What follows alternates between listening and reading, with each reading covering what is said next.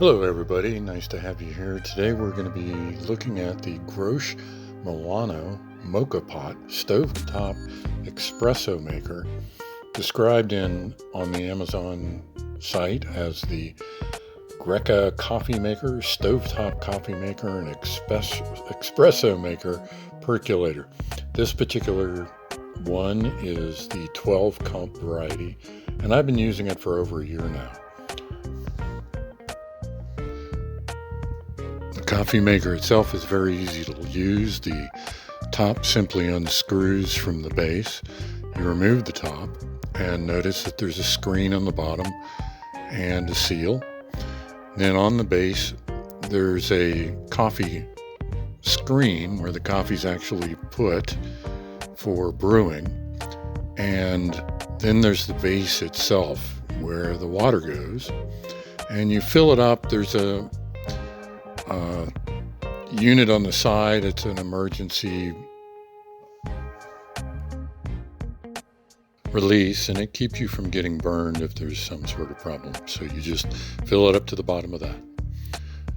Next, we're going to add some coffee, and in this case we're using Cafe Bustelo Espresso ground coffee, and you can see it's very fine. It's ground very, very fine, and in this case it's ready to go. So you just put the coffee into the coffee filter itself. Once you've put it back in the base, you fill it up to level with the top of the coffee basket, and if necessary you add a little more.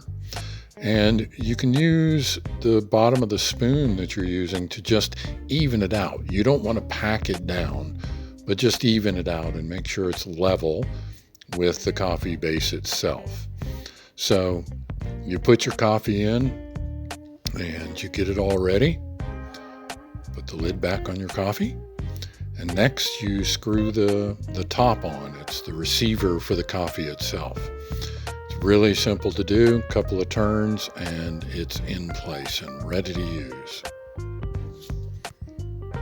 You slightly tighten down, and then the next thing you're going to do is actually heat up the water and make your coffee. As you can see, we're using a regular stove top. This is an electric stove top, and you simply put the pot on top of the stove pot and turn the heat on to a medium or slightly higher temperature, and then it's waiting. It takes about, I'd say for this 12 cut pot, it takes about 10 minutes. As you can see, we're setting it about halfway up, and it's just like heating up anything else. You just have to wait. So we can open the lid to see the coffee when it's ready to actually start percolating, and from that point we'll close the lid and let it finish, which in the very end it will definitely steam out. So you want to keep your lid closed once you know that the coffee's working. From this point it won't be but a few more minutes. As you can see, it's taken almost 10 minutes for the coffee to start percolating, and that's about average. I mean, you're essentially boiling water, and it's going to take some time to boil that water. So it's getting there quick though, so hang on, coffee soon.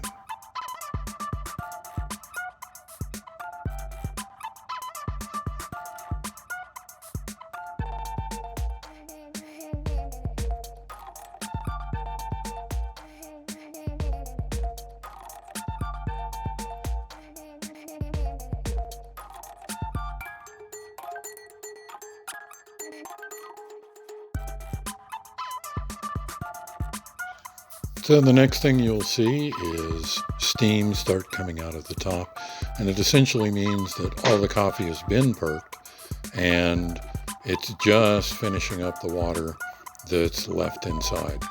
And at this point you'll want to turn your temperature off and give it a minute for the pressure to relieve inside of the pot.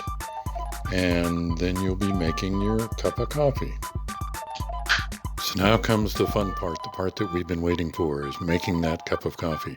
In this case, we've got an insulated cup, and we sweeten with honey, and we're going to be frothing with this electric milk frother.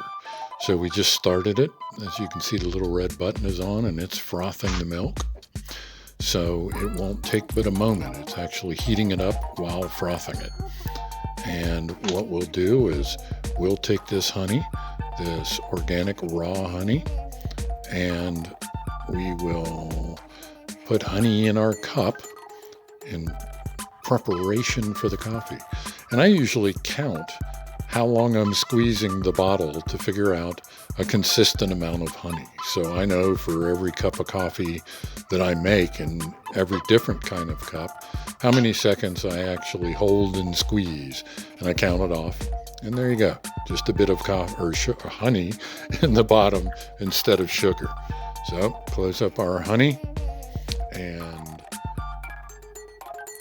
then we will get our coffee and start filling the cup.